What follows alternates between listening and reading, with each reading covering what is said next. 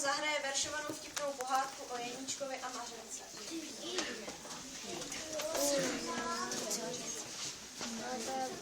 V šumavském Polesí v tom ráji v řesu pracoval drvoštěp ze státních lesů.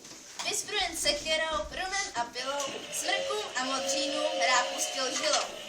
Protože na blízku nebyla školka, chodil s ním Kukeník a Mařenka holka. Mařeno, přestaň už trsat. V lese je všude dost divokých prasat. Stačí se podívá na ten tvůj hábit, strečové kalhoty budou je vábit.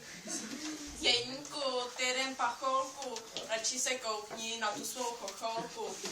Divočák šunky ti prožene, až uvidí kalhoty kožené. Já nejsem žádný sígr, jsem jak Justin Bieber. Pokud prasata nikde nejsou, asi se společně někde teď pasou. Když si počkáš, třeba si počkáš. Ne, nemusím, já už ho vidím. A proč já skutečně smrdí? Pohni tou zadnici, zapoj i nohy, nebo tě divočák nabere na ty svý rohy.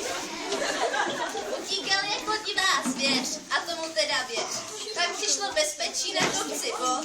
Mařka hned začala trsat jak mistr God.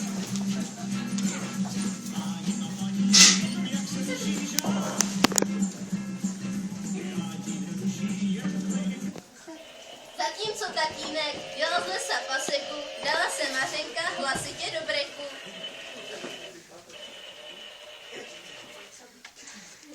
Jeníku, mě to tu nudí. Chytím tu vlka, ten mě tu studí. Projdem se, bratříčku, jen malou chviličku. Vajn a borůvek, narvem si trošičku. Rád vidím, Mařenko, že to máš tady. Teď já už od rána nevidím hlady. Zmizely dětičky po tady pouští. Hlavně však pátrali po sladkém mladě.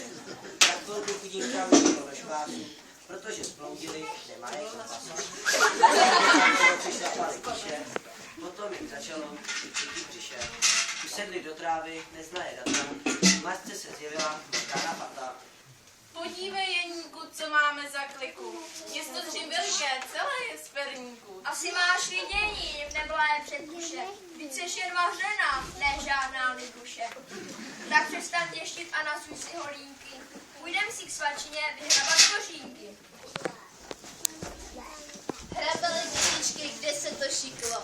Najednou na blízku světýlko